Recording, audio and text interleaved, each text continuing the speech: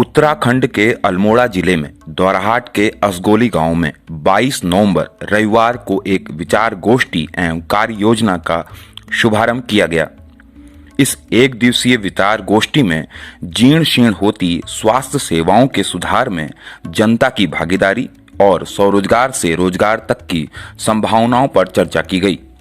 इस अवसर पर कार्यक्रम के आयोजक समाज सेवी हीरा अधिकारी, दस्तक संस्था के सीपी जोशी, राष्ट्रीय स्वयंसेवक संघ के अल्मोड़ा जिला के प्रचारक राकेश, लक्ष्मीचंद त्रिपाठी, मोहन कांडपाल, अनिल चौधरी, दीवान सिंह अधिकारी, शेखर कांडपाल, डॉक्टर प्रगति जोशी, हरवंश सिंह सहित कई वक्ताओं ने अपने विचार रखे।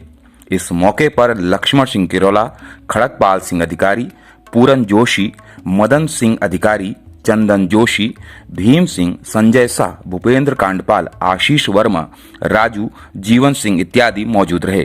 कार्यक्रम का संचालन विवेक तिवारी ने किया। इसके साथ ही हमने कार्यक्रम के संचालक हीरा अधिकारी से एक विशेष बातचीत भी की। पेश है इस बातचीत के प्रमुख अंश। नमस्कार, मैं हूं ललित पांडे और आपका स्वागत है गेवाड़ न्यूज में। आज हम आए हैं अल्मोड़ा डिस्ट्रिक्ट के दोराहाट स्थित असगोली गांव में। ये दोराहाट से करीब 8-10 किलोमीटर आगे पड़ता है और यहाँ एक कार्यक्रम हो रहा है और उसी कार्यक्रम में हम आए हैं। हमारे साथ हैं हीरा सिंह अधिकारी जी। नमस्कार सर आपका। नमस्कार नमस्कार। हीरा सिंह अधिकारी जी कारोबारी हैं, दिल्ली नोएडा में अपना कारोबार करते हैं, साथ में सामाजिक कार्यकर्ता भी हैं, अपने गांव के प्रति सचेत भी रहते हैं। ये कार्यक्रम आज हीरा सिंह अधिकारी जी ने कर रखा है। तो सबसे पहले सर आपसे जानना चाहेंगे आज कार्यक्रम किस उपलक्ष्य में आपने किया सर? सबसे पहले तो आपका स्वागत है ग्राम असगोली में जी। कार्यक्रम के दो विषय हैं। एक जो हमारी स्वास्थ्य सेवाएं जीर्ण शीर्ण हो रही हैं, उसमें जनता की भागीदारी, उनको सुधारीकरण में, जीर्ण शीर्ण होती स्वास्थ्य सेवाओं के सुधारीकरण में जनता की भागीदारी, और दूसरा विषय हमारा आज है स्वरोजगार से रोजगार तक की संभावनाएं। तो इन दोनों विषयों पर क्षेत्र के सम्मानित व्यक्ति आए हुए हैं, युवा आए हुए हैं। इस पर मंथन होगा, इस पे एक कोर कमेटी बनेगी, इसका वर्क प्लान तैयार किया जाएगा और इसके टारगेट निर्धारित किए जाएंगे और उसके बाद फिर उन टारगेट की तक पहुंच पा रहे हैं या नहीं पहुंच पा रहे हैं, इसके लिए मंथली बेसिस पे मासिक बैठकें होंगी, रिव्यूज़ होंगे। और अभी आज की बैठक से यह निर्धारित किया जाएगा या सुनिश्चित किया जाएगा कि जो अगली बैठकें हैं वो वीडियो कॉन्फ्रेंसिंग के जरिए हों या फिर बिल्कुल ही यहीं पर आके दोबारा की जाएं। लेकिन यह बात तय है कि आज की बैठक से यही निष्कर्ष निकालना है हमने कि जीर्ण शीर्ण होती स्वास्थ्य सेवाओं में उनके सुधारीकरण में जनता भागीदार बने। सर आप स्वास्थ्य सेवाओं की बात कर रहे हैं, असगोली के आसपास के गांव की बात है या पूरे दोराहाट की बात है सर? ये पूरे दोराहाट की बात है, पूरे चकुटिया की बात है और असगोली की बात है। ये सिर्फ एक किसी विशेष स्थल की बात नहीं है। ये पूरे हमारी विधानसभा में जो स्वास्थ्य सेवाएं जीर्ण शीर्ण हो रही हैं, उसमें हम जनता को भागीदार बनाना चाहते हैं कि उसका सुधार करें। अभी सर यहाँ से असगोली करीब दोराहाट करीब 8-10 किलोमीटर दूर है जी। यहाँ स्वास्थ्य सेवाएं क्या हैं सर असगोली गाँव में? देखिए, सरकार ने तो यहाँ पर अस्पताल भी दे रखा है। यहाँ पे बिल्कुल अस्पताल भी है, क्योंकि एक अस्पताल का जो मेंटेनेंस है वो नहीं हो पा रहा है। अब सरकार मेंटेन करने के लिए मना भी नहीं करती है कभी। हमारे जितने अधिकारियों से बात हुई है सब सहयोग करते हैं, लेकिन हम लोग और क्या उसके सुधारीकरण में अपना सहयोग कर सकते हैं, इस विषय पे ही चर्चा है। और हम यह करके दिखाएंगे कि असगोली का भी जो अस्पताल है वो भी दुरुस्त होए, हमारा ब्लॉक का अस्पताल भी दुरुस्त होए, चकुटिया के ब्लॉक का भी अस्पताल में सेवाएं दुरुस्त होए। सर जो यहाँ पे स्वास्थ्य सेवाओं में सबसे बड़ी समस्या आती है वो आती है कि डॉक्टर नहीं है, टेक्नीशियन नहीं है, मशीन है लेकिन उसका इस्तेमाल नहीं है। हमने दोराहाट के अस्पताल में भी देखा, चकुटिया के अस्पताल में भी देखा। दो अस्पतालों का उदाहरण मैं आपको दे रहा हूँ। देखिए, अभी तक हमने स्वास्थ्य सेवाओं के जो जीर्ण शीर्ण हो रही हैं उनके प्रति जितनी भी आवाजें उठी हैं विगत 20 वर्षों में आंदोलन के रूप में उठी हैं, लेकिन अब तक यह नहीं पता किसी आंदोलन का परिणाम बिल्कुल शून्य आया है। अगर आंदोलन से कुछ होने वाला होता तो 20 वर्षों में हमारा ब्लॉक का अस्पताल दुरुस्त हो चुका होता। लेकिन सबसे पहले यह तय करना है कि जो हमको ब्लॉक हॉस्पिटल है उसमें मैन पावर क्या अलॉट कर रखी है गवर्नमेंट ने, मशीन्स क्या अलॉट कर रखी है, हमारे पास ये जानकारी अभी नहीं है। अब मैन पावर जितनी अलॉट कर रखी है तो फिर देखा जाएगा कि प्राथमिकता क्या है। मान लीजिए कि रेडियोलॉजिस्ट की जरूरत है तो फिर सरकार से बात करी भी जाएगी, अधिकारियों से बात करी जाएगी, रेडियोलॉजिस्ट के लिए मांग करी जाएगी और मांग जो होगी वो संसदीय तरीकों से ही होगी, कोई आंदोलन नहीं होगा। और निश्चित रूप से मुझे पूरा विश्वास है, जैसा मुझे आश्वासन मिला है तो रेडियोलॉजिस्ट का बिल्कुल प्रबंध कर दिया जाएगा। पैथोलॉजी नहीं है तो पैथोलॉजी का प्रबंध करवाना है। लेकिन हमारी जो मांग उठती है यहाँ पर आंदोलनों के जरिए तो वो चाहते हैं कि रातों रात जो अस्पताल का सुधारीकरण हो जाए, जो कि संभव नहीं है। हमें अपनी समस्याएं देखनी है, उनको प्रायोरिटाइज करना है और एक एक समस्या के लेके सरकारी नुमाइंदों से बात करनी है और मुझे पूर्ण विश्वास है कि वो हमारा सहयोग करेंगे और करेंगे, ऐसा मुझे आश्वासन भी मिला है। आज की वर्तमान स्थिति यह है कि अस्पताल जो है रेफर सेंटर हो गए, यहाँ से रानीखेत भेज दिया जाता है, हल्द्वानी भेज दिया जाता है, रेफर सेंटर होते हैं सर। डॉक्टर नहीं है। मेन समस्या यह है कि डॉक्टर पहाड़ की ओर नहीं आना चाह रहे हैं, उनको सुविधाएं प्लेन्स की ओर ज्यादा मिल रही है, प्राइवेट उसमें मिल रही है। मेन समस्या यही है सर, डॉक्टर यहाँ पे नहीं है। विषय गंभीर है ये। बिल्कुल रेफर सेंटर बन चुके हैं, द्वाराट से रानीखेत, रानीखेत से हल्द्वानी और हल्द्वानी से दिल्ली। लेकिन काफी जो बड़े इलाज हैं, बहुत बड़े इलाज हैं, मान लिया कि ओपन हार्ट सर्जरी होनी है या कैंसर के उपचार हैं, उसमें दिल्ली में भी रेफर ही होते हैं। लेकिन जो छोटे उपचार हैं, मैं कहूँगा कि सबसे पहले अभी जो प्राथमिकता है रेडियोलॉजिस्ट की है, ताकि हमारी माताओं बहनों को एक रेडियोलॉजी के लिए रानीखेत ना जाना पड़े। तो हमारा ये रहेगा कि धीरे धीरे करके इनको सुधारा जाए। लेकिन मैं यह भी कहना चाहूँगा कि एकदम से ऐसा हो जाए कि यहाँ पर कि ऑपरेशन होने लग जाएंगे, कैंसर के इलाज हो पाएंगे, अभी यह संभव नहीं हो पाएगा। लेकिन जो हमको सुविधाएं दे रखी हैं उनका उपयोग, उनका सदुपयोग सही तरीके से हो जाए। जो मैन पावर गवर्नमेंट ने हमें दे रखी है, मैंने सुना अब जाके हमारी टीम ब्लॉक हॉस्पिटल में पता करेगी कि हमको क्या मैन पावर यहाँ सेंक्शन है, कितने नर्सिंग स्टाफ सेंक्शन है, कितने डॉक्टर सेंक्शन है और कितने उपलब्ध हैं। तो उसमें जो उपलब्ध नहीं है उनकी प्राथमिकता, रेडियोलॉजिस्ट मुझे पता है कि यहाँ पर नहीं है, महीने में 1 दिन आते हैं, 2 दिन आते हैं और बहुत भीड़ लगती है रेडियोलॉजी के लिए, तो उसकी मांग करी जाएगी सरकार से।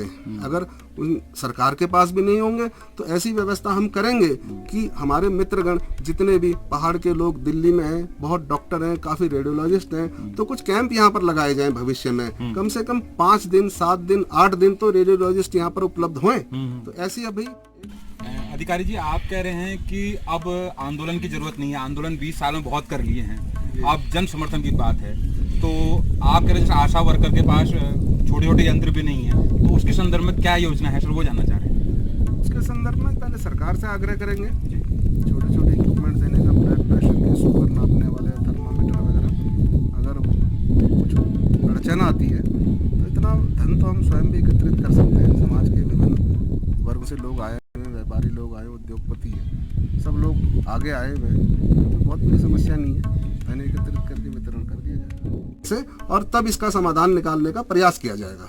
सर, आप स्वरोजगार की बात भी कर रहे हैं, उसमें भी थोड़ा महत्व डालिए, प्रकाश डालिए, क्या है सर स्वरोजगार का? दरअसल यह है कि जब बात होती है वित्तीय संस्थानों से तो वो हमारे युवाओं को वित्तीय मदद देने के लिए तैयार हैं। लेकिन दिक्कत यह है कि प्रॉपर काउंसलिंग हमारे युवाओं की नहीं हो पा रही।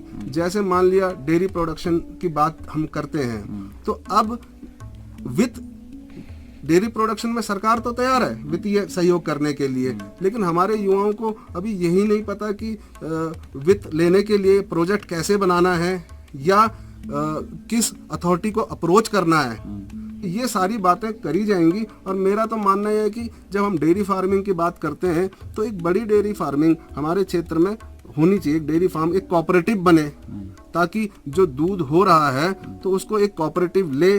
और वैल्यू एडिशन का जमाना है आज की डेट में कि दूध खरीद के दूध बेचने में लाभ नहीं है, दूध खरीद के चीज बेचने में लाभ है। चीज बनाए, चीज का जमाना है, तो बाई प्रोडक्ट बनाए, वैल्यू ऐड करें दूध के अंदर। तो उसके लिए हमारे युवाओं को, कुछ युवाओं को ट्रेनिंग के लिए बाहर भी भेजना पड़ेगा, तो उसकी भी व्यवस्था की जाएगी। कोई बहुत ज़्यादा महंगी ट्रेनिंग्स नहीं है ये, हालांकि एक कोर्स 10-15 दिन का होता है, 20-25 हज़ार रुपये का खर्चा आता है उसमें। तो ये भी व्यवस्थाएं की जाएंगी कि प्रोफेशनल बने हमारे लोग और कहीं ऐसा ना हो कि क्या वित्त तो ले लिया और फिर वो प्रोजेक्ट फेल हो गया। अधिकतर ऐसा देखा गया है, तो ऐसा ना हो, यह भी एक प्रॉपर ट्रेनिंग दी जाएगी युवाओं को, और उनको स्वरोजगार के लिए जो सरकारी मदद मिल रही है तो वो वेस्ट ना जाए, उसका कुछ रिजल्ट निकले। तो यह प्रयास भी हमारे द्वारा किया जाएगा, और हमारे साथ काफी लोग जुड़े हैं। अब एक स्वरोजगार में आई होम स्टे की बात, तो होम स्टे के लिए उसमें भी सरकार मदद कर रही है, लेकिन हमारे क्षेत्र में कितने होम स्टे खुले हैं तो ये मुझे नहीं दिखता कि बहुत ज्यादा होम स्टे खुले हैं यहाँ पर। लेकिन सबसे बड़ी बात आएगी कि ट्रैफिक की, उनके लिए ट्रैफिक डाइवर्जन, ट्रैफिक महानगरों से आएगा। तो जो हमारे भाई लोग वहाँ पर टूरिज्म का काम महानगरों में कर रहे हैं, उनकी सहायता ली जाएगी, ट्रैफिक डाइवर्ट किया जाएगा, और काउंसलिंग की जाएगी होम स्टे के लिए हमारे बच्चों की, और एक प्रॉपर होम स्टे हब बन सकता है, क्योंकि हमारे पास पोटेंशियल है दोरहाट में। दोरहाट महाअवतार बाबा जी की गुफा के नाम से पूरे विश्व में जाना जाता है। प्राचीन मंदिर यहाँ पर है, द्रोणागिरी मंदिर है यहाँ पर है, राम गंगा नदी यहाँ पर है, बिल्कुल पूरा पर्यटन स्थल है। और आज की दिशा में, आज के दिन में यह देखिए कि आज वो समय आ चुका है कि जो शहरी पर्यटक है वो भी होम स्टे करना चाहता है, लेकिन उसको उचित कनेक्शन नहीं मिल पा रहा है। तो सर ये जो सामाजिक रास्ता है ये आगे चल के राजनीति की ओर भी जाता है, तो उसके संबंध में सर ये तो समय बताएगा। समय बताएगा सर। इच्छा है सर अभी आपकी? नहीं, इच्छा नहीं, हम तो हमेशा से सत्ता परिवर्तन करते आए हैं जी। अगर हमको लगता है कि अभी जो सिटिंग हमारे प्रतिनिधि हैं वो अच्छा काम नहीं करते तो हम उनको बदल देते। 2012 में हमने बदला, 2017 में हमने बदला, और हमें लगता है कि जब आंदोलन किया जाएगा कि कुछ सही नहीं हुआ तो इस बार भी बदल देंगे। एक सवाल सर जरूरी है, मैं अमिताभ बच्चन का जिक्र करूंगा।